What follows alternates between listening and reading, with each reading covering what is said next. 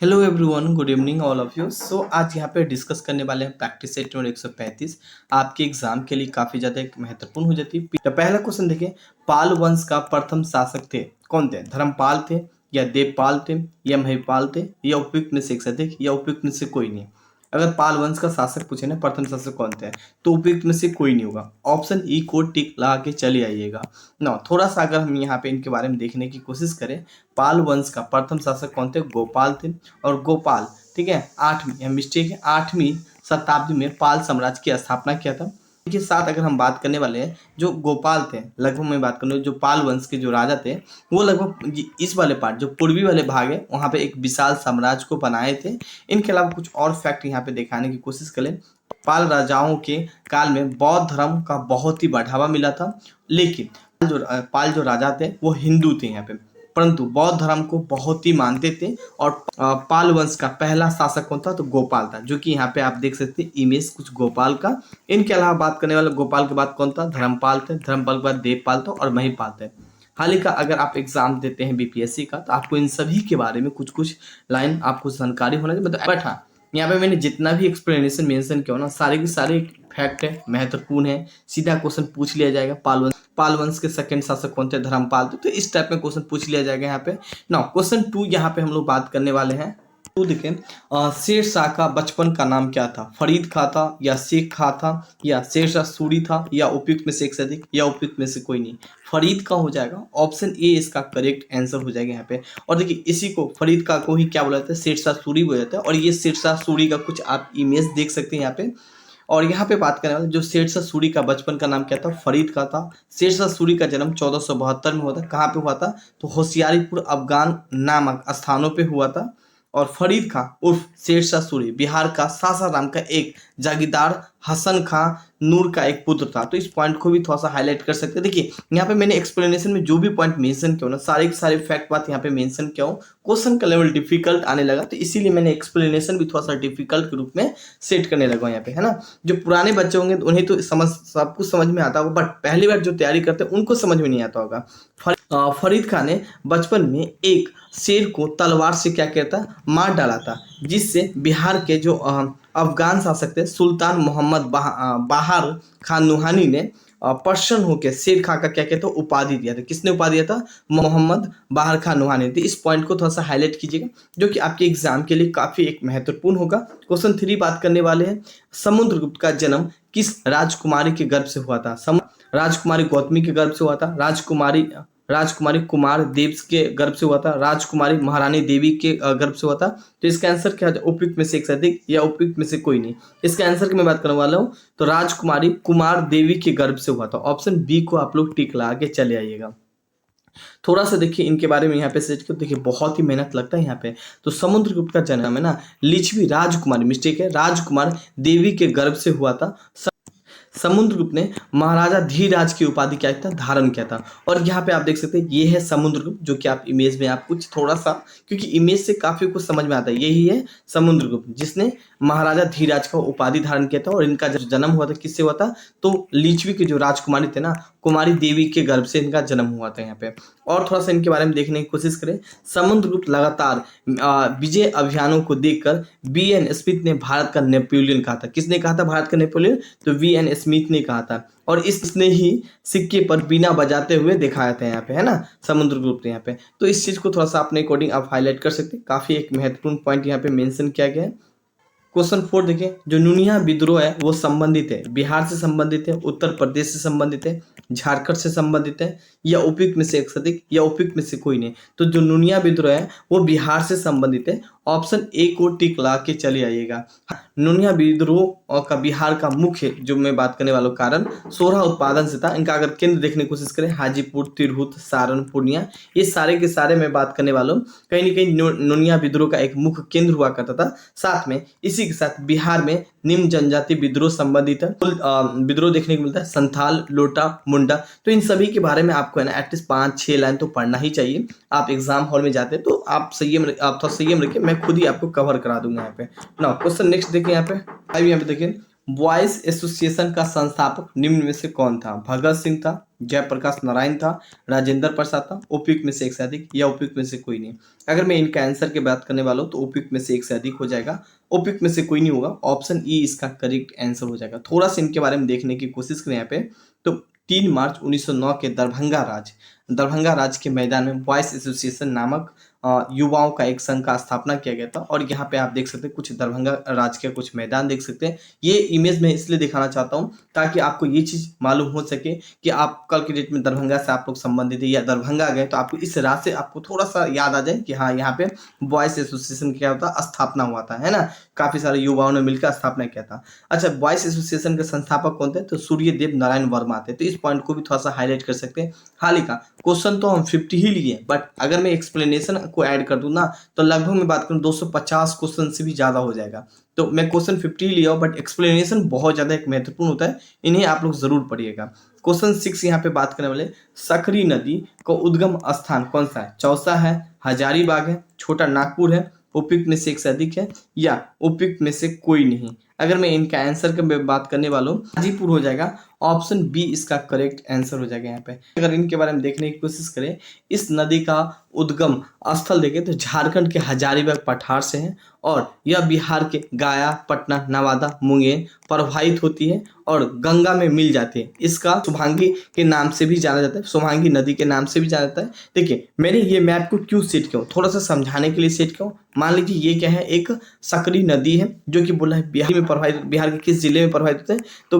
तो गया जिले से, इनका नवादा, पटना, मुंगेर। तो इस थोड़ा सा समझाने के लिए कल की डेट में सीधा पूछ लिया जाए कि गया जिला से प्रभावित होती है तो सीधा आपके ऑप्शन होगा सकरी नदी, तो आप टिक लगा सकते हैं। इस रूप में भी क्वेश्चन है और ये डायग्राम का सेट करने का उद्देश्य है ताकि आप समझ पाए यहाँ पे, है ना।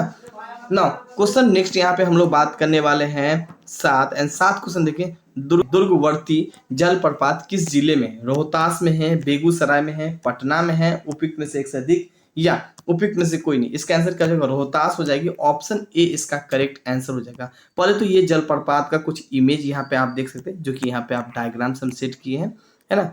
और नो थोड़ा सा यही है जलप्रपात और दुर्गावर्ती जलप्रपात है। ये भी है कहाँ पे? तो रोहतास में। यह रोहतास के छान पापड़ गांव के पास है। लगभग 91 किलोमीटर हाइट है इनका, है ना। कितना? तो 91 किलोमीटर हाइट पे जलप्रपात है। इसे घाधर कोहा प्रपात भी कहते हैं। यह इस जलप्रपात के नजदीकी फुलवरिया नदी पर बियाकुंड नाम का एक छोटा सा जलप्रपात है। इनके अलावा बिहार में कुछ और जलप्रपात को देखने की कोशिश करें, जैसे कि तलहार कुंड देखें, कैमूर में है। करकट कंड देखें, कहाँ पे? कैमूर में, जो कि जलप्रपात है। ककोलत जलप्रपात का है, नवादा में है। तो देखिए इस पॉइंट को थोड़ा सा अपने अकॉर्डिंग आप हाईलाइट कीजिएगा, काफी ज्यादा एक महत्वपूर्ण होगा आपके एग्जाम के लिए यहाँ पे ना। क्वेश्चन नेक्स्ट यहाँ पे हम लोग बात करने वाले, जो घोंगा जिले ना वो बिहार के किस स्थान पे है? पूर्णिया में है, कटिहार में है, बेगूसराय में, उपयुक्त में से एक से अधिक या उपयुक्त में से कोई नहीं। तो यहाँ पे बात करें जो घोंगा झील है वो कटिहार में। ऑप्शन बी इसका करेक्ट आंसर हो जाएगा यहाँ पे। और यहाँ पे आप कुछ इमेज देख सकते हैं घोंगा झील का, यहाँ पे कुछ इसी टाइप में झील होता है यहाँ पे ना। थोड़ा सा अगर हम इनके बारे में देखने की कोशिश करें, घोंगा झील कटिहार के मनिहारी प्रखंड में स्थित है। बिहार के कुछ निम्न और झील देखिए, जैसे कांवड़ झील, सीधा क्वेश्चन पूछ लिया जाएगा, बेगूसराय में। ठीक है, मैं चाहता तो इन्हें भी क्वेश्चन में सेट कर सकता था, बट मैं सेट नहीं किया। मेरा उद्देश्य ये होता है कि आप एक क्वेश्चन को, मान लीजिए 50 क्वेश्चन है, एक्सप्लेनेशन में ही 5 क्वेश्चन को ऐड करते तो लगभग मैं बात करने वाला 250 के बराबर हो जाता है ना। तो इसीलिए कांवड़ झील बेगूसराय में है, सिमरी झील रोहतास में है, कुशेश्वर स्थान झील कहाँ पे है लिखा नहीं, मैं आपको बोलता हूँ दरभंगा में यहाँ पे, है ना। तो इस पॉइंट को थोड़ा सा अपने अकॉर्डिंग आप हाईलाइट कर सकते हैं। क्वेश्चन 9 यहाँ पे हम लोग बात करने वाले 9 क्वेश्चन देखें। निम्न में से कौन सा परियोजना बिहार में नहीं है? महानदी परियोजना, सोन परियोजना, कोसी परियोजना, उपयुक्त में से एक से अधिक या उपयुक्त में से कोई नहीं। तो महानदी परियोजना है ना वो बिहार में नहीं, बाकी सोन परियोजना, कोसी परियोजना तो बिहार में है। ऑप्शन यहाँ पे बात करने वाले ए इसका करेक्ट आंसर हो जाएगा। यहाँ थोड़ा सा अगर हम इनके बारे में देखने की कोशिश करें यहाँ पे ना, यहाँ पे देखिए जो सोन नदी है ना, सोन और कोसी परियोजना बिहार का एक मुख्य परियोजना है। देखिए ये परियोजना दिखता कैसे है, तो यहाँ पे कुछ डायग्राम देख सकते हैं। इस परियोजना का काम क्या होता है? मान लीजिए आपका खेती है, आपकी खेती में पानी नहीं पहुंच पा रहा है, तो क्या करेगा? एक साइड का पानी को ब्लॉक करेगा और दूसरी साइड पानी को छोड़ेगा, है ना। तो फाटक लगा होता है, बस यही एक परियोजना बनाएगा ताकि जहाँ जिधर जिस डायरेक्शन में पानी को छोड़ना हो तो यहाँ से क्या हो सके, उन्हें एक ऑपरेट कर सके। तो इसीलिए परियोजना बनाया जाता है ना। आगे यहाँ पे बात करें, जबकि महानदी परियोजना छत्तीसगढ़ के सबसे पुरानी परियोजनाओं में से एक है, जो कि यहाँ पे कुछ इमेज में डायग्राम में आप देख सकते हैं। थोड़ा सा और इनके बारे में देखने की कोशिश करें। यहाँ पे जो 1915 में जो महानदी परियोजना है, कब बनाया गया था? 1915। देख रहे हैं कितना पुराना, अंग्रेज का शासनकाल था 1915। आपको याद होना चाहिए 1916 में लखनऊ अधिवेशन हुआ था, ठीक है। 1915 के में से चलाया जा रही थी यहाँ पे वही सोन नदी परियोजना, जिसका निर्माण सोन नदी पे हुआ है 1873। देख लीजिए, अंग्रेज का शासन 1873 से 1874 में डेहरी नामक स्थान पे किया गया था। और कोसी परियोजना, अंग्रेज भी सोचता था भाई भारत की जनता अगर कृषि नहीं करेगा तो हम लोग फिर खाएंगे क्या, है ना। तो कृषि एक बहुत ही बड़ा सेक्टर हो जाती है। हम लोग को किसान को सम्मान करना चाहिए, क्योंकि अगर आज वो अनाज उपजाएगा नहीं ना, तो फिर हम लोग क्या खाएंगे, है ना। तो इसीलिए देख रहे हैं ना, काफी समय से ये परियोजना चली आ रही थी। और ये परियोजना का उद्देश्य एक ही होता है कि पानी को किस डायरेक्शन में छोड़ना है ताकि सभी को पानी पहुंच पाए यहाँ पे। और कोसी परियोजना भारत सरकार नेपाल सरकार के आपसी सहमति से 1954 में बनाई गई थी, मतलब देश आजाद करने के बाद बनाई गई थी। तो इस पॉइंट को भी थोड़ा सा अपने अकॉर्डिंग आप हाईलाइट कर सकते हैं, काफी एक महत्वपूर्ण पॉइंट है। जितने भी पॉइंट मेंशन किए सारे के सारे फैक्ट है यहाँ पे। क्वेश्चन 10 यहाँ पे बात करें, बिहार के दक्षिण पहाड़ी का कौन सा क्षेत्र है? कैमूर पठार है, राजगीर पहाड़ी है, या गया की पहाड़ी क्षेत्र है? उपयुक्त में से एक से अधिक, या उपयुक्त में से कोई नहीं। तो बिहार के दक्षिण पहाड़ी का मैं बात करने वाला क्षेत्र कौन सा है? तो उपयुक्त में से एक से अधिक हो जाएगा। ऑप्शन डी इसका करेक्ट आंसर हो जाएगा यहाँ पे ना। थोड़ा सा इनके बारे में देखने की कोशिश करें यहाँ पे। तो बिहार के दक्षिण पहाड़ी का 4 भागों में विभाजित किया गया। इसी तरह कुछ पहाड़ी वाले क्षेत्र देख सकते हैं जो कि इमेज से हम सेट करें, इमेज से सेट किए। पहला तो किया गया कैमूर के पठार, यहाँ पे मिस्टेक है, कैमूर का पठार। दूसरा राजगिरी की पहाड़ी, तीसरा गया की पहाड़ी, और चौथा नवादा और मुंगेर की पहाड़ी का क्षेत्र। इस 4 पार्ट में, और इस चारों के पार्ट के बारे में एटलीस्ट 5 या 10 लाइन आपको जानकारी होना चाहिए, जो कि एक ज्योग्राफी का पार्ट है यहाँ पे। देखिए मैं एक चीज आप लोग को बता दूं कि अगर आप केवल जैसे कि आपको ज्योग्राफी पढ़ना है या बिहार जीके ही पढ़ना है तो 249 रुपया दीजिएगा। साथ में बिल्कुल इसी तरह एक डायग्राम से समझाऊंगा स्मार्ट कोर्स के रूप में। और इसी जैसे हम आपको बिहार जीके कंप्लीट होगा ना 249 रुपया में ना, तो वहां पे उन बिहार जीके का ही आपको टेस्ट में मिल जाएगा मात्र 249 में ही। तो ज्वाइन कर सकते हैं, ऐप का लिंक डिस्क्रिप्शन में होगा यहाँ पे, है ना। और जितना बेस्ट होगा हम इतना बेस्ट आप लोग के लिए करने की कोशिश करेंगे। क्वेश्चन 11 यहाँ पे बात करने वाले हैं, भारतीय कृषि अनुसंधान परिषद के अनुसार भारत में कितने प्रकार की मिट्टी पाई जाती है? 4 प्रकार के, 5 प्रकार के, 6 प्रकार के, 8 प्रकार के? ऑप्शन डी इसका करेक्ट आंसर हो जाएगा, 8 प्रकार की मिट्टी पाई जाती है यहाँ पे। भारत में कृषि अनुसंधान परिषद का मुख्यालय कहाँ पे? तो दिल्ली में है। इस पॉइंट को थोड़ा सा हाईलाइट कर सकते हैं।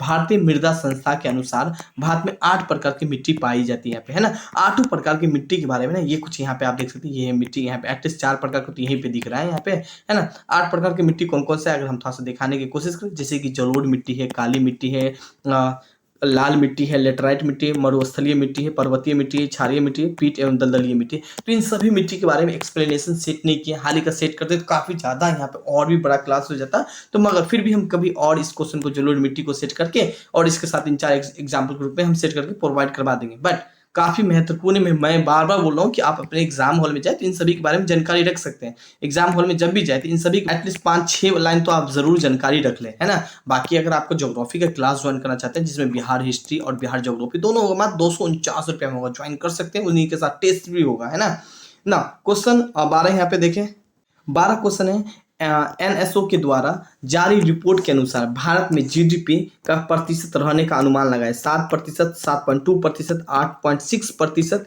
या उपयुक्त में से एक से अधिक, या उपयुक्त में से कोई नहीं। अगर मैं इनका आंसर की बात करने वाला हूँ 7% हो जाएगी, ऑप्शन ए इसका करेक्ट आंसर हो जाएगा यहाँ पे, है ना। थोड़ा सा अगर हम इनके बारे में देखने की कोशिश करें, देखिए वित्तीय वर्ष 2022-23 में राष्ट्रीय आय से संबंधित पहले अग्रणीय अनुमान राष्ट्रीय सांख्यिकी कार्यालय एनएसओ के द्वारा 6 जनवरी 2023 को जारी किया गया था। हाल ही का एनएसओ की स्थापना 2019 में किया गया था, है ना। और इस आकलन के स्थिति मूल्य 2022-23 में जीडीपी की वृद्धि दर 7% रहने का एक अनुमान लगाया गया। करेंट अफेयर का क्वेश्चन यहाँ पे ना। क्वेश्चन अगर यहाँ पे हम लोग बात करें 13 क्वेश्चन देखिए, वाणिज्य मंत्रालय रिपोर्ट के अनुसार भारत में वस्तुगत निर्यात कितनी प्रतिशत की वृद्धि हुई? 10% के, 9.09% के, 8% के, उपयुक्त में से एक से अधिक, या उपयुक्त में से कोई नहीं। अगर मैं इनका आंसर की बात करूं ऑप्शन बी इसका करेक्ट आंसर होगा आपके एग्जाम के लिए, काफी एक महत्वपूर्ण है। थोड़ा सा इनके बारे में देखने की कोशिश करें। वाणिज्य मंत्री रिपोर्ट के अनुसार भारत में वस्तुगत निर्यात 9.9%, वही आयात 24.5% की वृद्धि हुई है। थोड़ा सा और यहाँ पे पे कुछ देखें, वित्तीय वर्ष 2022-23 में पहले 9 महीने अप्रैल से लेकर दिसंबर तक 2022 में भारत में विदेशी व्यापार अंतिम आंकड़े जारी किए गए थे और इन आंकड़े के अनुसार अप्रैल दिसंबर 2022 में 9 महीने की अवधि में वस्तुगत निर्याती डॉलर का अगर मूल्य देखें तो 332.76 अरब डॉलर आता। निर्यात मतलब भारत से, ठीक है, यहाँ पे पहले देखिए इमेज से, भारत से क्या हुआ था, निर्यात हुआ था, मतलब भारत से गया था, भारत में आया कितना था, कितना अरब डॉलर का सामान, तो 551.70 अरब डॉलर का सामान होता। वही 2021 से बात करें 305 डॉलर का सामान भारत से बाहर गया था और भारत में कितना डॉलर का सामान आया था, तो 441.50 अरब डॉलर का सामान आया था। आप इस चीज को अच्छा मानते हैं बेकार? मैं बोलूँ इस चीज को बेकार आप माना जाए। क्यों?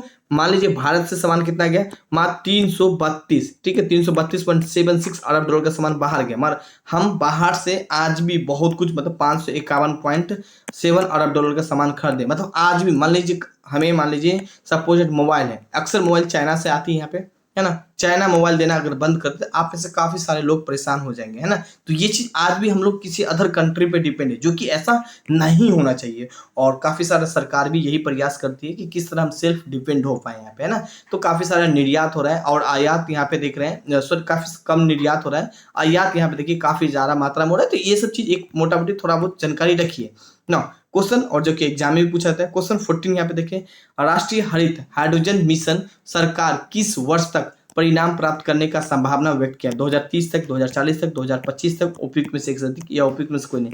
2030 हो जाएगी, ऑप्शन ए इसका करेक्ट आंसर हो जाएगा यहाँ पे।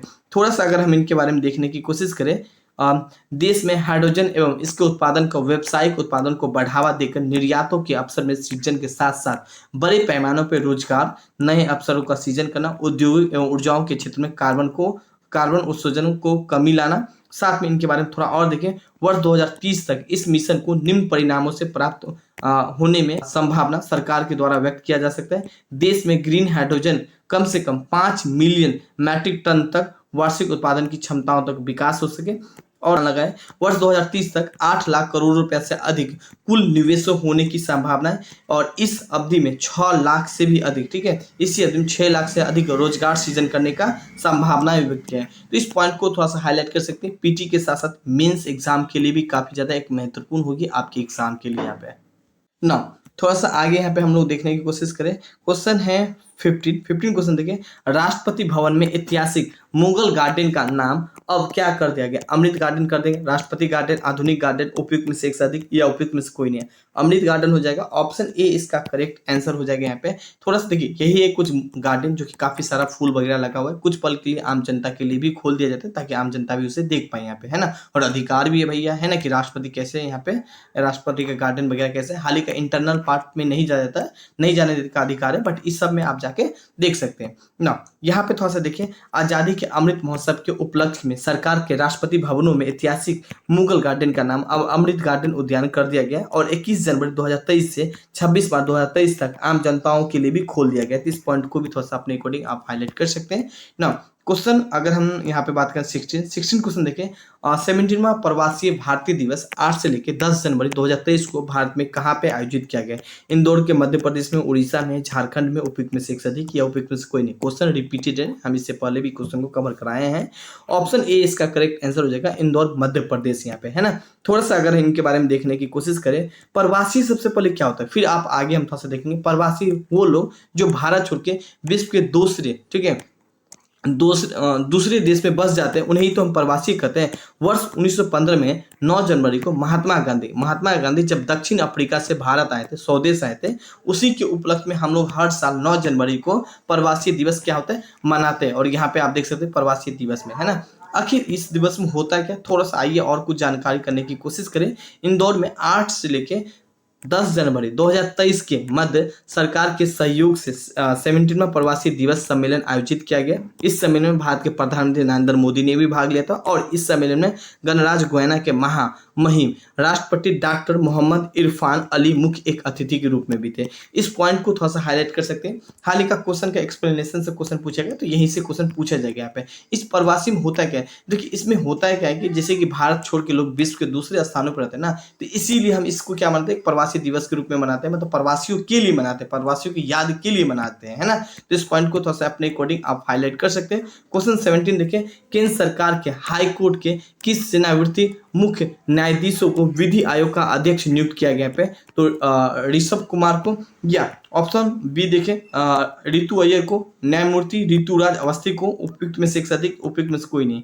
ऑप्शन सी इसका करेक्ट आंसर हो जाएगा, न्यायमूर्ति ऋतुराज अवस्थी, जो कि यहाँ पे आप देख सकते हैं। यहाँ पे थोड़ा सा देखिए, हम न्याय के बारे में यहाँ पे चर्चा है, तो मैंने यहाँ पे न्याय के बारे में भी मेंशन करके रखा हूँ, है ना, एक्स्ट्रा एक्सप्लेनेशन के रूप में। यहाँ पे हमारा भारत के जो संविधान है, एकीकृत न्यायपालिका की व्यवस्था किया गया।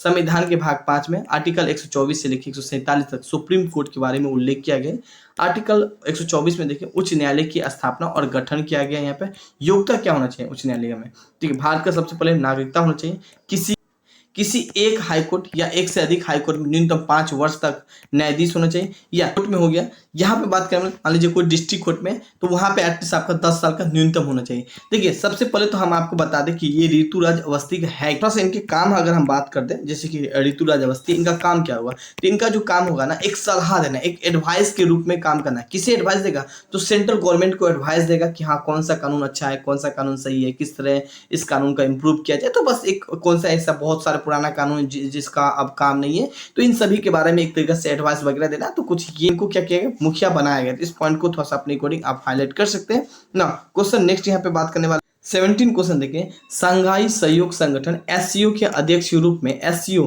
अगले शिखर सम्मेलन की मेजबानी 2023 में कौन करेगा। यहाँ पे भारत करेगा, या पाकिस्तान करेगा, या चीन करेगा, उपयुक्त में से एक से अधिक, या उपयुक्त में से कोई नहीं। अगर मैं इनके आंसर के बात, भारत हो जाएगी, ऑप्शन ए इसका करेक्ट आंसर हो जाएगा। यहाँ पे थोड़ा सा एससीओ का फुल फॉर्म देखें, तो देखिए शंघाई कोऑपरेशन और एक ऑर्गेनाइजेशन है। ऑर्गेनाइजेशन मतलब समझ काफी सारे लोगों से मिलकर एक ऑर्गेनाइजेशन बने, इनका पार्ट है, जैसे कि चाइना है, इंडिया है, कजाकिस्तान है, किर्गिस्तान है, यहाँ पे पाकिस्तान है, रसिया है, तर्किस्तान है और उज्बेकिस्तान है यहाँ पे, है ना, जो कि इनका एससीओ का एक पार्ट है, इनका एक सदस्य, एक मेंबर है।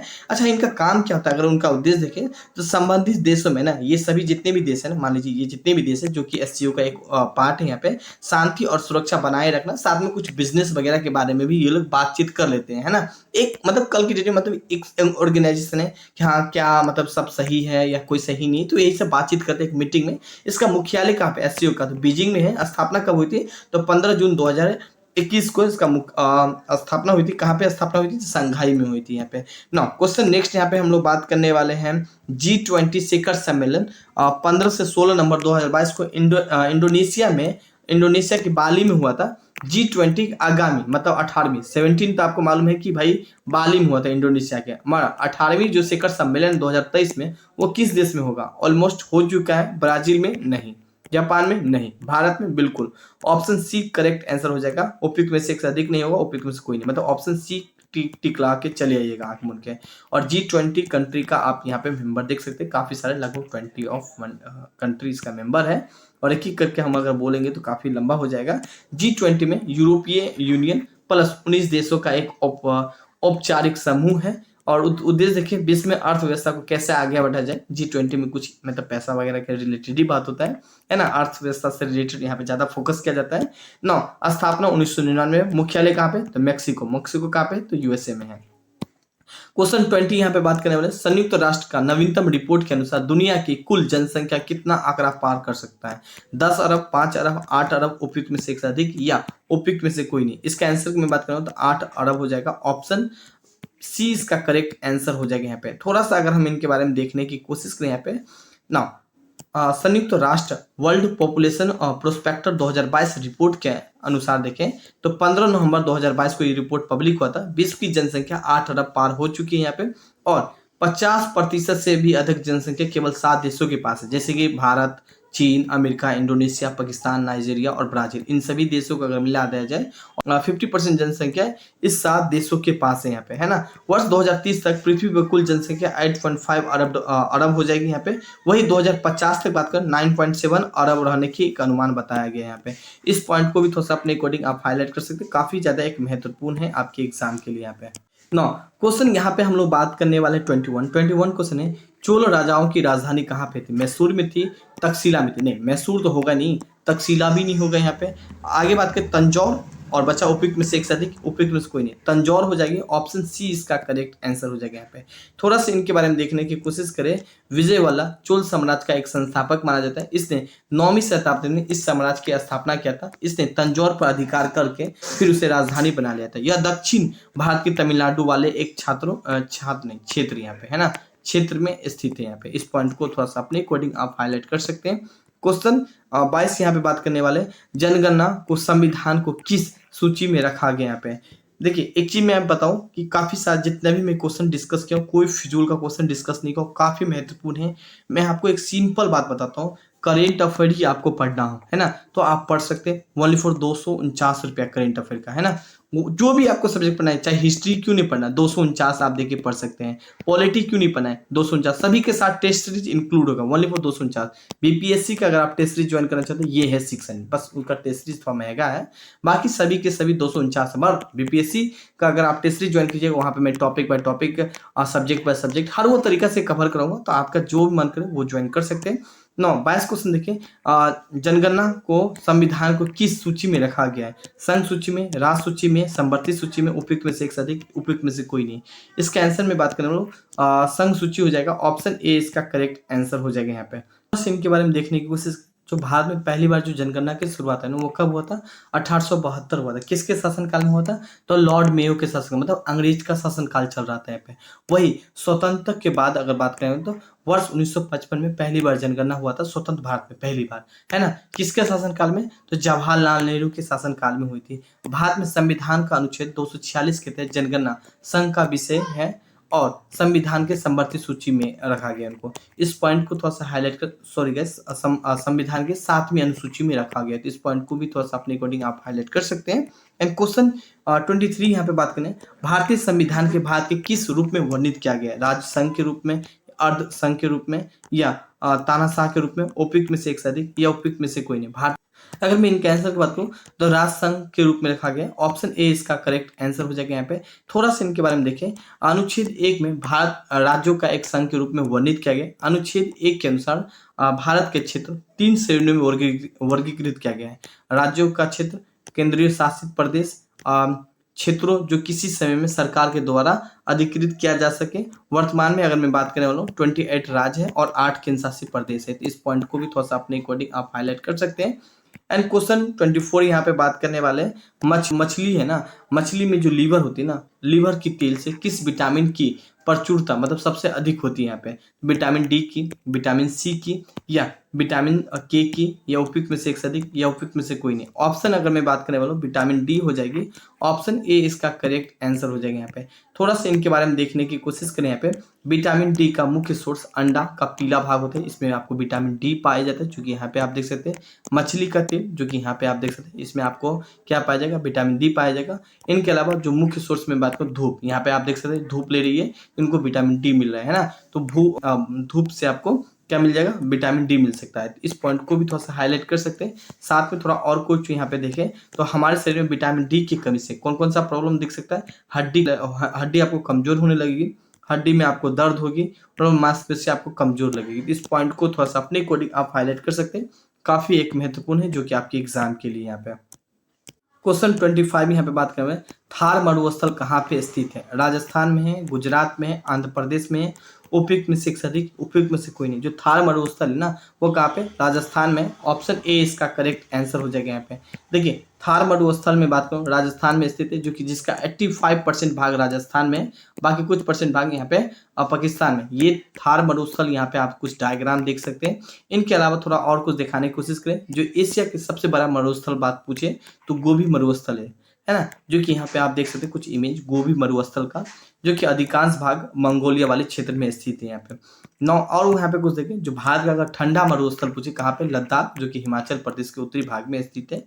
थोड़ा सा अगर हम इमेज दिखाने की कोशिश करें तो ये कुछ इमेज यहाँ पे आप देख सकते हैं, ये एक्सप्लेनेशन है, ये मत समझ लीजिए क्वेश्चन है। यहाँ पे देखिए एक्सप्लेनेशन है, देख रहे हैं ना, तो बहुत ही मेहनत लगता है। मैं बार बोलता हूँ कि मैं आप लोग के लिए बहुत मेहनत करता हूँ, आप लोग से भी कई गुना मैं मेहनत करता हूँ। तो बस एक सब्सक्राइब, एक फ्रेंड को शेयर कर दीजिए। नौ, विश्व के सबसे गर्म मरुस्थल ईरान के लूट रेगिस्तान में है, जो कि पृथ्वी की सबसे अधिक गर्म स्थान है यहाँ पे, जो कि यहाँ पे आप इमेज में देख सकते हैं। नौ, क्वेश्चन 26 यहाँ पे देखें, लाफिंग गैस किसे कहा जाता है? लाफिंग ऑक्सीजन को कहा जाता है, या नाइट्रस ऑक्साइड को, हाइड्रोजन को, उपयुक्त में से एक से अधिक, उपयुक्त में से कोई नहीं। नाइट्रस ऑक्साइड हो जाएगी, ऑप्शन बी इसका करेक्ट आंसर हो जाएगी। देखिए इसमें ही लाफिंग गैस होती है, नाइट्रस ऑक्साइड को ही लाफिंग गैस के नाम से भी जानता है। यह रंगीनहीन ज्वलनशील गैस होती है, इसका उपयोग हम दर्द में राहतों के लिए किया जाता है। तो इस पॉइंट को भी थोड़ा सा अपने अकॉर्डिंग आप हाईलाइट कर सकते हैं। क्वेश्चन 27 बात करने वाले, एंजाइम मूल रूप से क्या है? विटामिन है क्या, वसा है, या प्रोटीन है? उपयुक्त में से एक से अधिक, या उपयुक्त में से कोई नहीं। तो एंजाइम है ना, एक तरीका से क्या है, प्रोटीन है। ऑप्शन सी इसका करेक्ट आंसर हो जाएगा। और यहाँ पे लिखा गया एंजाइम एक प्रोटीन है ना, जैसे देखते हैं पाचन शक्ति वगैरह कमजोर है तो आपको एंजाइम वगैरह दे दिया जाएगा यहाँ पे। ना क्वेश्चन 28 देखें, 2.5 दिन का झोपड़ा है ना, मस्जिद कहाँ पे स्थित है? यहाँ पे तो कहाँ पे स्थित है? इलाहाबाद में स्थित है क्या, या अजमेर में स्थित है, औरंगाबाद में स्थित है? उपयुक्त में से एक से अधिक, या उपयुक्त में से कोई नहीं। अजमेर हो जाएगा, ऑप्शन बी इसका करेक्ट आंसर हो जाएगा। थोड़ा सा देखिए, यही है कुछ 2.5 दिन का झोपड़ा, जो कि आप इमेज से देख सकते हैं। 2.5 दिन का झोपड़ा राजस्थान के अजमेर जिले में स्थित है। यहाँ पे दिन का जो झोपड़ा है ना, एक मस्जिद है, जिसके बारे में कहा जाता है कि मोहम्मद गौरी के आदेश पर 2.5 दिन के भीतर से बनाया गया था। इस पॉइंट को भी थोड़ा सा अपने अकॉर्डिंग आप हाईलाइट कर सकते हैं, और काफी महत्वपूर्ण है यहाँ पे। नाउ क्वेश्चन 29 देखें, यहाँ पे 29 क्वेश्चन है, अर्थशास्त्र का जनक किसे कहा जाता है? एडम स्मिथ को, या पिगू को, या जॉन मार्शल को? उपयुक्त में से एक से अधिक, या उपयुक्त में से कोई नहीं। एडम स्मिथ हो जाएगा, ऑप्शन ए इसका करेक्ट आंसर हो जाएगा। और ये कुछ इमेज यहाँ पे आप देख सकते हैं एडम स्मिथ का। यहाँ पे थोड़ा सा इनके बारे में देखें, एडम स्मिथ आधुनिक अर्थशास्त्र का एक संस्थापक माना जाता है, जो कि यहाँ पे देख सकते हैं। और इसका काम था, इसने है ना अपने समय काल में क्या क्या किया था, औद्योगिक समाज के भीतर नैतिकता, बाजार, पूंजीवाद हो गया, यहाँ पे पूंजीवाद हो जाए जिसे हम कैपिटल बोलते हैं, यांत्रिकी अवधारणाओं का व्याख्या क्या थे यहाँ पे, है ना। इस पॉइंट को थोड़ा सा हाईलाइट कर सकते हैं ना। क्वेश्चन 30 यहाँ पे बात करने वाले हैं, विश्व बैंक का मुख्यालय कहाँ पे स्थित है? जो विश्व बैंक है ना, उसका मुख्यालय कहाँ पे स्थित है? लंदन में, पेरिस में, वाशिंगटन डीसी में? उपयुक्त में से एक से अधिक, या उपयुक्त में से कोई नहीं। अगर मैं इनके आंसर की बात करूँ, वाशिंगटन डीसी हो जाएगी, ऑप्शन सी इसका करेक्ट आंसर हो जाएगा। और यहाँ पे आप कुछ उसका मुख्यालय आप देख सकते हैं, कितना सारा एम्प्लॉय, कितना सारा आदमी को रोजगार दिया होगा, है ना। जो भी इसके अंदर नौकरी करता होगा, आपकी कोई रिलेटिव होगा तो वो पूछता होगा कि भैया कहाँ जॉब करते हो, तो सीधा वर्ल्ड बैंक में जॉब करते हैं हम भैया। तो वर्ल्ड बैंक का कुछ इमेज देख सकते हैं, कितना सारे लोग को नौकरी दिया होगा। वाशिंगटन डीसी, जो कि इनका मुख्यालय, स्थापना 1944 में, और मुख्यालय यहाँ अगेंस्ट लिखा गया है, कोई बात नहीं। सदस्य देश कितने हैं? 146 का सदस्य देश है यहाँ पे। इस पॉइंट को थोड़ा सा हाईलाइट कर सकते हैं। क्वेश्चन नेक्स्ट यहाँ पे बात करें, जो कि मैथ का क्वेश्चन आ गया यहाँ पे, और आपके एग्जाम में मैथ का भी क्वेश्चन आता है। तो 1 से 50 तक के बीच में ना अभाज्य संख्या पूछी दिया है। क्वेश्चन बेसिक है यहाँ पे, आप इस पॉइंट को याद भी रख सकते हैं। 1 से लेकर 50 तक अभाज्य संख्या 15 होती है। हम आपको दूसरा मेथड भी बताएंगे। और अगर पूछे 1 से 100 तक कितना होती है यहाँ पे, तो 25 होती है यहाँ पे, है ना। ये कुछ अभाज्य संख्या है। अब देखिए जैसे कि 15 है तो आप टिक लगा सकते हैं बी, है ना। 17, 14 और उपयुक्त में से एक से अधिक नहीं होते, बी को टिक लगा लीजिएगा। अब दूसरा तरीका से किस रूप में आप कर सकते हो, कह रहा है 1 से लेकर 50 तक अभाज्य संख्या, है ना। तो आप इन्हें लिख सकते हैं क्या, जैसे कि आप 6 को आप लोग से 6, 12, 18, मतलब इनको आप करते करते, है ना, 48 तक लाइएगा।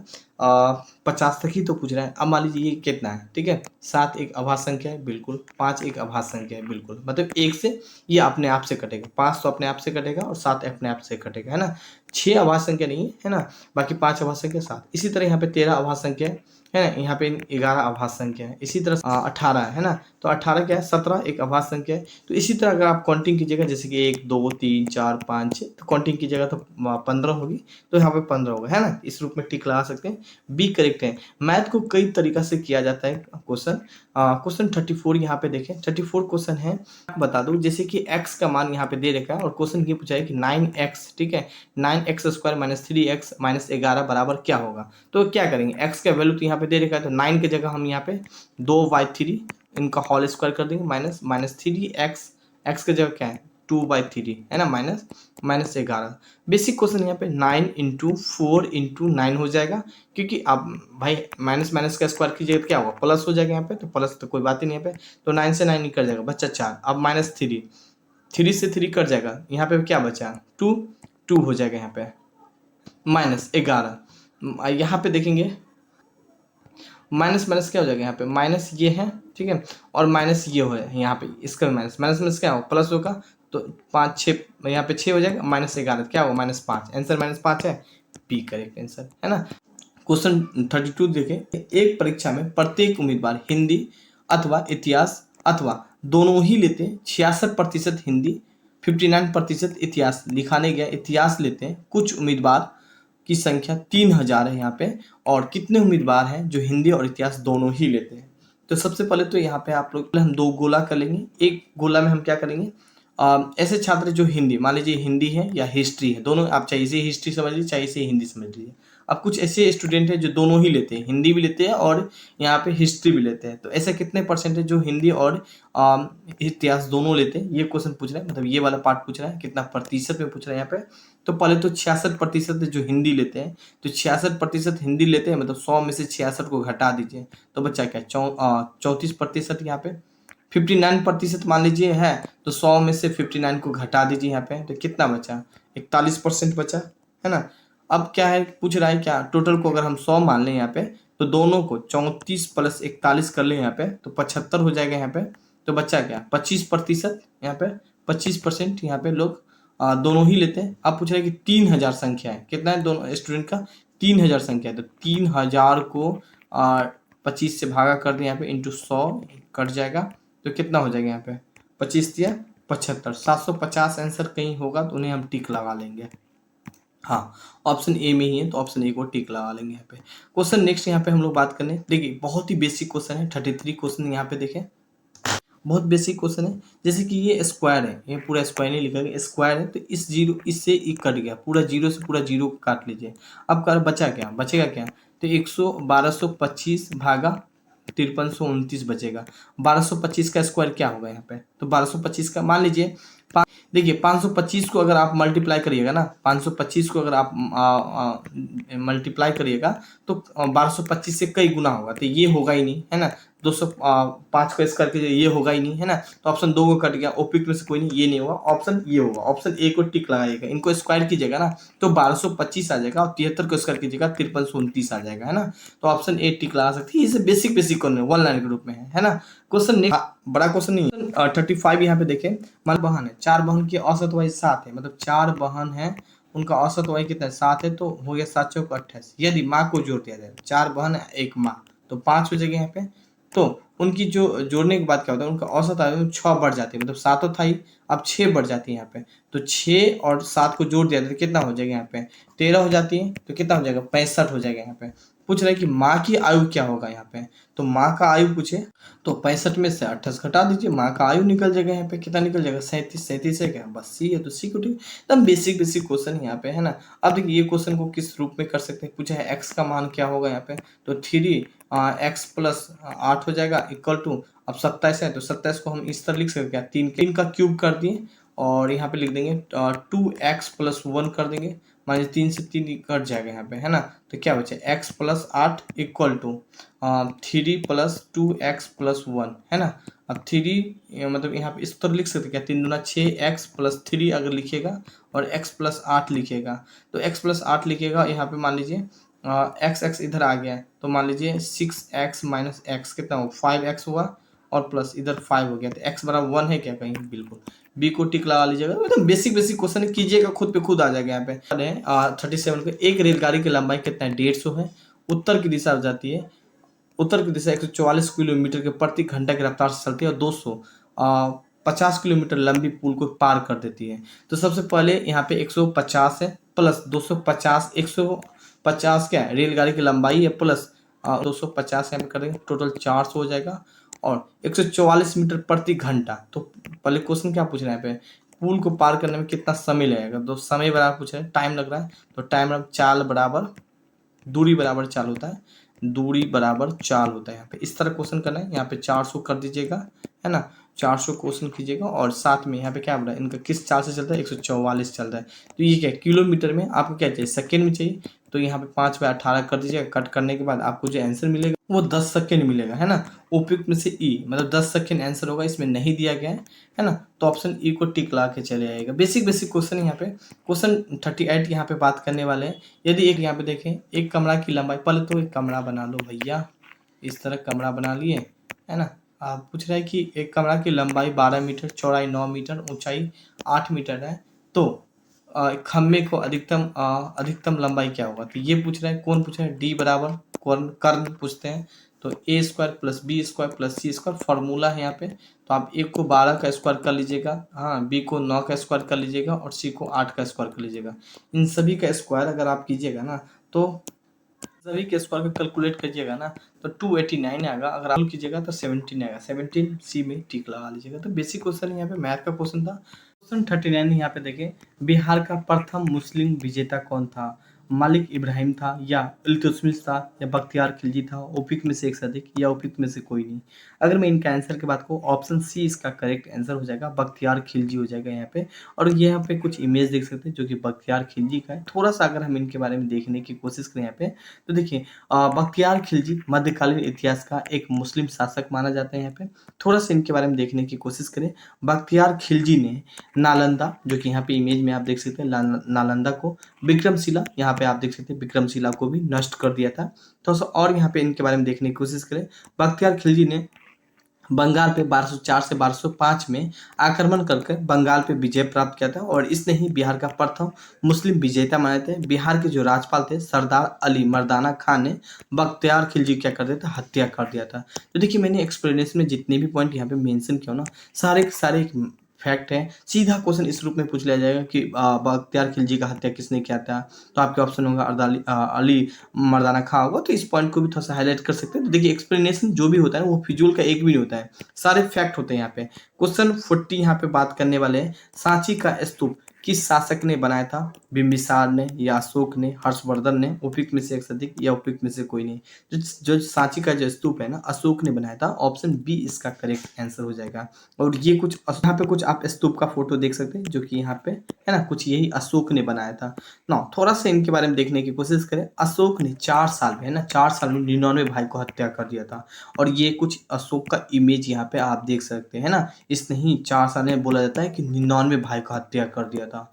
कितना खतरनाक इंसान था वो, है ना। थोड़ा सा इनके बारे में देखिए। इनका जो जन्म कहाँ पे हुआ था, तो पाटलिपुत्र में जन्म हुआ था। इनका पिता का नाम क्या था, बिंदुसार था। देखिए आपको ना बिंदुसार के बारे में भी पता होना चाहिए। माता का नाम धम्मा था। भारत में अभिलेख लिखने का शुभ आरंभ अशोक ने ही किया था और इस अभिलेख में बौद्ध धर्म इत्यादि के बारे में लिखा था। तो इस पॉइंट को भी थोड़ा सा अपने अकॉर्डिंग आप हाईलाइट कर सकते हैं। क्वेश्चन यहाँ पे हम लोग बात करने वाले हैं 41 क्वेश्चन देखिए, किस स्थान पे आदिवासियों ने अंग्रेज के खिलाफ विद्रोह कर दिया था। बिहार मिस्टेक है, बिहार हो जाएगा। बिहार पे या पंजाब पे या सिंध पे या काठीवाड़ा में, उपयुक्त में से एक से अधिक। इसका आंसर क्या हो जाएगा, बिहार हो जाएगा। ऑप्शन ए इसका करेक्ट आंसर हो जाएगा यहाँ पे। क्वेश्चन 42 यहाँ पे देखें, सरकार के विरुद्ध में असेंबली में बम फेंकने के समय भगत सिंह का उम्र क्या था, यहाँ पे 21 साल था या 21 साल से थोड़ा ज़्यादा या 25 साल था, उपयुक्त में से एक से अधिक या उपयुक्त में से कोई नहीं। अगर मैं इनके आंसर की बात करूँ, 21 साल से थोड़ा ज़्यादा था। ऑप्शन बी इसका करेक्ट आंसर हो जाएगा यहाँ पे, है ना। और थोड़ा भगत सिंह का अगर आपको दिखाने की कोशिश करें, यहाँ पे आप देख सकते हैं भगत सिंह भारत का एक प्रमुख स्वतंत्रता सेनानी क्रांतिकारी थे यहाँ पे, जो कि हमें इमेज देख सकते हैं भगत सिंह का। थोड़ा सा इनके बारे में देखने की कोशिश करें। इनका जो जन्म है ना, सितंबर 1907 में हुआ था। और भगत सिंह बटुकेश्वर दत्त 8 अप्रैल 1929 को केंद्रीय विधानसभा में बम फेंकते समय भगत सिंह की उम्र 21 साल से थोड़ा ज़्यादा था, जिन्हें फांसी का सजा आगे जाके मिल गया था।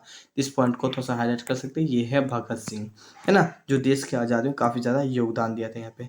क्वेश्चन 43 यहाँ पे बात करें, लॉर्ड कर्जन के द्वारा 1905 में बंगाल विभाजन को रद्द किस वर्ष हुआ था यहाँ पे, 1911 में, 1904 में, 1906 में। देखिए हिस्ट्री का ऑलमोस्ट सारा कंप्लीट कर दिए हम लेक्चर, जितने भी ऐप पे था, है ना। मेरे ख्याल से मॉडर्न हिस्ट्री का क्लास ऑलमोस्ट कंप्लीट है, टेस्ट भी कंप्लीट है, जाके ज्वाइन कर सकते हैं 249 रुपये में यहाँ पे, है ना।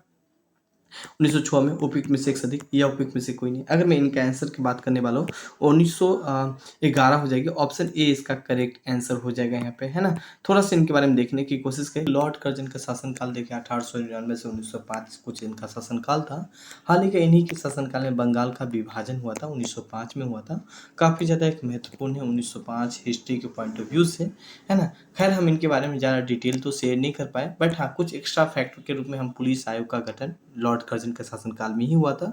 पूसा कृषि अनुसंधान की स्थापना लॉर्ड कर्जन के शासनकाल में, रेलवे बोर्ड की भी स्थापना लॉर्ड कर्जन के शासनकाल में ही हुआ था। और देखिए कहीं ना कहीं ये चीज़ आपके एग्जाम के लिए काफ़ी ज़्यादा एक महत्वपूर्ण मानी जाती है। क्वेश्चन यहाँ पे हम लोग बात करने वाले हैं 44 क्वेश्चन है। महात्मा गांधी के द्वारा चलाया गया प्रथम जन आंदोलन था यहाँ पे असहयोग आंदोलन या नमक आंदोलन या भारत छोड़ो आंदोलन, उपयुक्त में से एक से अधिक या उपयुक्त में से कोई नहीं। अगर मैं इनके आंसर की बात करूँ, ऑप्शन ए इसका करेक्ट आंसर हो जाएगा, असहयोग आंदोलन हो जाएगा यहाँ पे। देखिए मैंने असहयोग आंदोलन के बारे में काफ़ी कुछ यहाँ पे मेंशन किए, जैसे कि यह आंदोलन है ना गांधी जी का प्रथम विश्व युद्ध और खिलाफत आंदोलन के बाद शुरू किया गया था। जो असहयोग आंदोलन था हाल ही का 1914 में यहाँ पे देखने को मिलता है विश्व युद्ध, और ये मतलब विश्व युद्ध खत्म और खिलाफत आंदोलन खत्म होने के बाद असहयोग आंदोलन चलाया गया था। और इस आंदोलन है ना, यह जो आंदोलन था अहिंसा पे आधारित था। किस पे? अहिंसा पे आधारित था। इस आंदोलन में निम्नलिखित लोगों ने विरोध किया था, जैसे कि सुरेंद्रनाथ बनर्जी ने असहयोग आंदोलन का विरोध किया था, मदन मोहन मालवीय ने विरोध किया था, सी आर दास ने विरोध किया था, बिपिन चंद्र पाल ने विरोध किया था, मोहम्मद अली जिन्ना ने विरोध किया था और एनी बेसेंट ने विरोध किया था। सीधा के सीधा क्वेश्चन पूछ लिया जाता है कि असहयोग आंदोलन का विरोध किसने किया था, तो आपके ऑप्शन होगा एनी बेसेंट, तो आप टिक लगा सकते हैं। थोड़ा सा और यहाँ पे देखने की कोशिश करें। इस आंदोलन के द्वारा केसर ए हिंद की उपाधि को त्याग दिया था और जुमना लाल बजाज राय बहादुर की भी उपाधि त्याग दिया था यहाँ पे। लेकिन यह आंदोलन 1922 में चोरा चोरी घटना के कारण स्थगित मतलब ने रोक दिया गया था। तो यहाँ पे मैंने जितने भी पॉइंट मेंशन किए ना, सारे के सारे फैक्ट और सारे के सारे आपके एग्जाम के लिए काफ़ी महत्वपूर्ण है। 35 यहाँ पे बात करने वाले, जयप्रकाश नारायण किस पार्टी से जुड़ा हुआ था यहाँ पे? कांग्रेस पार्टी से जुड़ा था या कम्युनिस्ट पार्टी से जुड़ा था या कांग्रेस सोशलिस्ट पार्टी से जुड़ा था, उपयुक्त में से एक से अधिक या उपयुक्त में से कोई नहीं। इसका आंसर हो जाएगा कांग्रेस सोशलिस्ट पार्टी हो जाएगा, ऑप्शन सी इसका करेक्ट आंसर हो जाएगा यहाँ पे। थोड़ा सा जयप्रकाश नारायण के बारे में देखें। जयप्रकाश नारायण का जन्म 11 अक्टूबर 1902 के बिहार के सारण में हुआ था और इसे लोकनायक के नाम से भी जाना जाता है। जयप्रकाश नारायण नेपोलियन जाकर, ठीक है, नेपाल जाकर आजाद दस्ता का गठन किया था और जिसका उद्देश्य देशों में आज़ाद करना था यहाँ पे। और 1948 में ऑल इंडिया सोशलिस्ट पार्टी का भी गठन किया था। तो इस पॉइंट को भी थोड़ा सा हाईलाइट कर सकते हैं, जो कि जयप्रकाश नारायण से रिलेटेड था यहाँ पे, है ना। देखिए मैं एक चीज़ आपको और भी बताऊँ, जैसे कि जयप्रकाश नारायण हो या सुभाष चंद्र बोस हो, गांधी जी हो, तो इन सभी के बारे में एग्जाम हॉल में बैठते हैं ना, तो 5-10 लाइन तो एटलीस्ट जानकारी होना ही चाहिए, ताकि क्योंकि आप एक अधिकारी बनने जा रहे हैं, तो ये सब बेसिक चीज़ें जो जानकारी होना ही भी चाहिए, है ना। क्वेश्चन 46 देखिए, गांधी जी का करो या मरो का नारा था भारत छोड़ो आंदोलन के दौरान, सविनय अवज्ञा आंदोलन के दौरान, असहयोग आंदोलन के दौरान, उपयुक्त में से एक से अधिक या उपयुक्त में से कोई नहीं। इसका आंसर हो जाएगा भारत छोड़ो आंदोलन के दौरान हो जाएगा, ऑप्शन ए इसका करेक्ट आंसर हो जाएगा यहाँ पे। थोड़ा सा इनके बारे में देखें।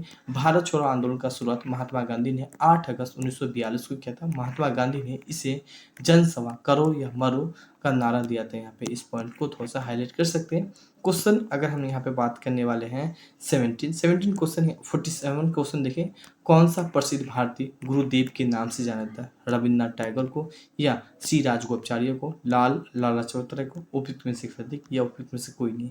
अगर मैं इनका आंसर का बात करने वाला, रविन्द्रनाथ टैगोर हो जाएगा, ऑप्शन ए इसका करेक्ट आंसर हो जाएगा यहाँ पे, है ना। ये कुछ रविन्द्रनाथ टैगोर का कुछ इमेज यहाँ पे आप देख सकते हैं। थोड़ा सा अगर हम इनके बारे में देखने की कोशिश करें, गुरुदेव नाम से भी श्री रविन्द्रनाथ टैगोर को जाना जाता था और बंगाली भाषा में बहुत बड़े कवि थे और भारत के सत्य और नोबेल पुरस्कारक विजेता भी थे यहाँ पे।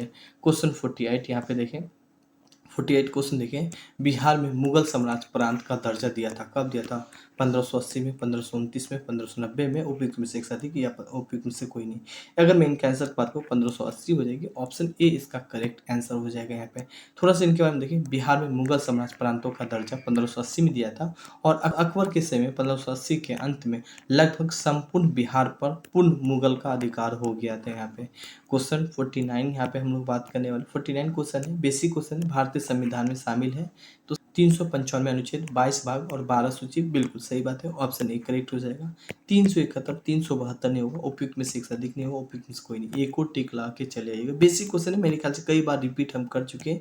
ये कुछ संविधान का इमेज यहाँ पे देख सकते हैं, जो कि भारत का एक संविधान है, नियम कानून होता है संविधान के, मतलब किस यहाँ में क्या करना है क्या नहीं करना है, सारे की सारी बात संविधान में लिखा गया है यहाँ पे, है ना, और बहुत जरूरी भी है। क्वेश्चन 50 यहाँ पे बात करें, भारतीय संविधान का प्रस्तावना समाजवादी शब्द किस संशोधन के तहत जोड़ा गया है? 42वें संविधान, 44वें संविधान, 46वें संविधान, 74वें संविधान, इनमें से कोई नहीं। ठीक है, अगर मैं इनका आंसर की बात करूँ तो 42वें संविधान हो जाएगा, ऑप्शन ए इसका करेक्ट आंसर हो जाएगा। यहाँ पे थोड़ा सा अगर हम इनके बारे में देखें, 1976 42वें संविधान संशोधन अधिनियम के द्वारा प्रस्तावना में संशोधन किया गया था, जिसमें 3 शब्द को जोड़ा गया था, समाजवादी, धर्मनिरपेक्ष और अखंडता शब्द को जोड़ा गया था। देखिए इस पॉइंट को थोड़ा सा हाईलाइट कीजिएगा, काफ़ी ज़्यादा एक महत्वपूर्ण हो जाती है 42वें संविधान संशोधन। तो आज का क्लास हम यहीं पे समाप्त करते हैं। 50 क्वेश्चन हम यहाँ पे देखें, एक्सप्लेनेशन भी देखें। एक्सप्लेनेशन इसलिए देखें क्योंकि कल के डेट में क्वेश्चन नहीं तो एक्सप्लेनेशन से ज़रूर क्वेश्चन आ जाएगा, तो उनको भी आप ज़रूर पढ़िएगा। और नेक्स्ट संडे को, है ना, नेक्स्ट संडे को हम लोग ज़रूर मिलेंगे, फिर 50 क्वेश्चन के साथ मिलेंगे और काफ़ी ज़्यादा एक महत्वपूर्ण क्वेश्चन होगा। बाकी अब तब तक के लिए कोई कमेंट है तो कमेंट कर सकते हैं। बाकी बता दें, हिस्ट्री हो, पॉलिटी हो, ज्योग्राफी हो, इकोनॉमिक्स हो, साइंस हो, साथ में टेस्ट सीरीज भी आपका होगा। चाहे हिस्ट्री का क्लास लीजिए, मात्र 249 रुपया होगा। ठीक है, और ये कुछ मेरा नंबर है, इस नंबर से भी कॉन्टैक्ट कर सकते हैं। ये कुछ 24 स्टडी सेंटर के ऐप है, यहाँ भी आप इन्हें डाउनलोड करके रजिस्ट्रेशन करके ज्वाइन हो सकते हैं। कोई चीज़ पूछना है तो इस नंबर से कॉन्टैक्ट कर सकते हैं। तो आज की क्लास यहीं पे समाप्त करते हैं, मिलते हैं किसी और क्लास में, तब तक के लिए धन्यवाद। Have a nice day, thank you.